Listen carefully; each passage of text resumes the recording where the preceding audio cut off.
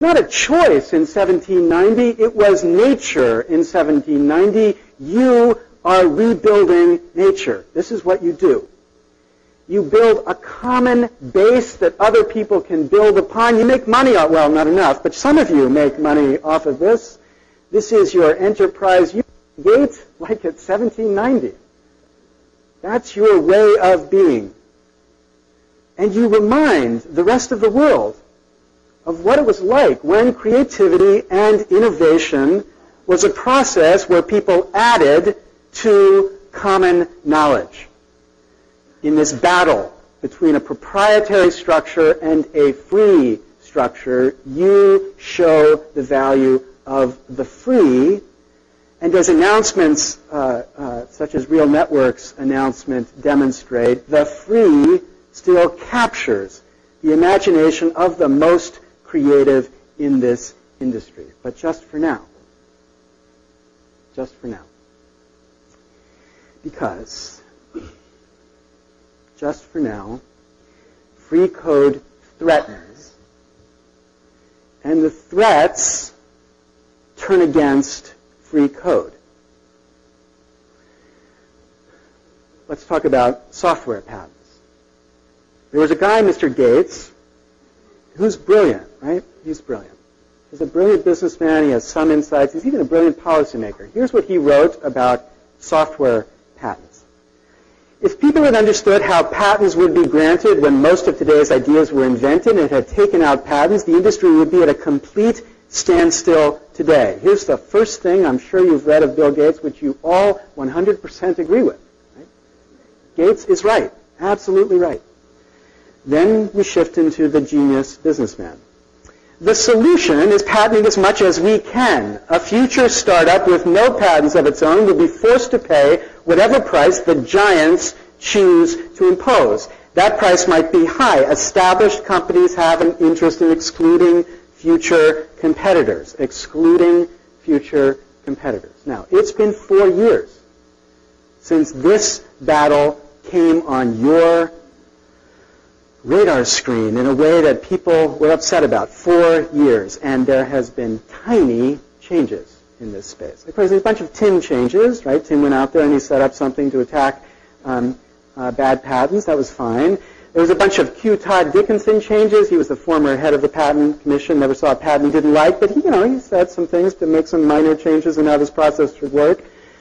But the field has been dominated by apologists for the status quo. Apologists who say, oh, we've always patented everything, therefore we should continue to patent this. People like Greg Aronian, who goes around and says, see, every single patent out there is idiotic, but turns out the patent system's wonderful and we should never reform it at all. Right? This is the world we live in now that produces this continued growth of software patents. And here's the question, what have you done about it? What have you done about it? Excluding future competitors, that's the slogan, right? And that company that gave birth to the slogan that I just cited has only ever used patents in a defensive way, but as Dan Gilmore has quoted, they've also said, look, the open source movement out there has got to realize that there are a lot of patents at stake. And don't imagine we won't use them when we must. Now, the thing about patents is they're not nuclear weapons, right? It's not physics that makes them powerful. It's lawyers and lawmakers and Congress. And the thing is, you can fight all you want against the physics that makes a nuclear weapon destroy all of mankind, but you can succeed not at all. Yet you could do something about this. You could fuel a revolution that fights these legal threats to you. But what have you done about it? What have you done about it? Second, the copyright wars. Right? There's a certain sense in which these are the homeric tragedies, right? And I mean this in a very modern sense. Here's a story. So there was a documentary filmmaker who's making a documentary film about education in America. And he's shooting across this classroom with lots of people kids completely distracted at television in the back of the classroom.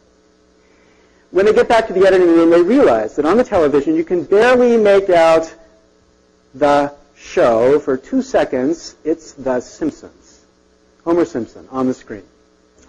So they call up Matt Groening, who was a friend of the documentary filmmaker, and said, is this going to be a problem? It's just a couple seconds. Matt says, no problem. Call so-and-so. So they called so-and-so. So-and-so said, call so-and-so. Eventually, so-and-so's always end up to be lawyers. So eventually they got to the lawyer and they said, this is going to be a problem. It's a documentary film. It's about education. Just a couple seconds. The so-and-so said, $25,000. He said, $25,000? It's a couple seconds. What do you mean $25,000? The so-and-so said, I don't give a goddamn what it is for $25,000 or change your movie. Now you look at this and you say, this is insane. It's insane. And if it's only Hollywood that has to deal with this, okay, that's fine. Let them be insane. The problem is their insane rules are now being applied to the whole world. This insanity of control is expanding as everything you do touches copyright. So, the broadcast flag, which says before a technology is allowed to touch DTV, it must be architected to control DTV through watching for the broadcast flag. Rebuild the network to make sure this bit of content is perfectly protected. Or the mandated fritz chips that will be imposed on machines through the law, which Intel referred to as the police state in every computer quite accurately, and they would build these computers but are opposed to this police state system. And then most recently this outrageous proposal that Congress ratify the rights of the copyright owners to launch attacks on P2P machines.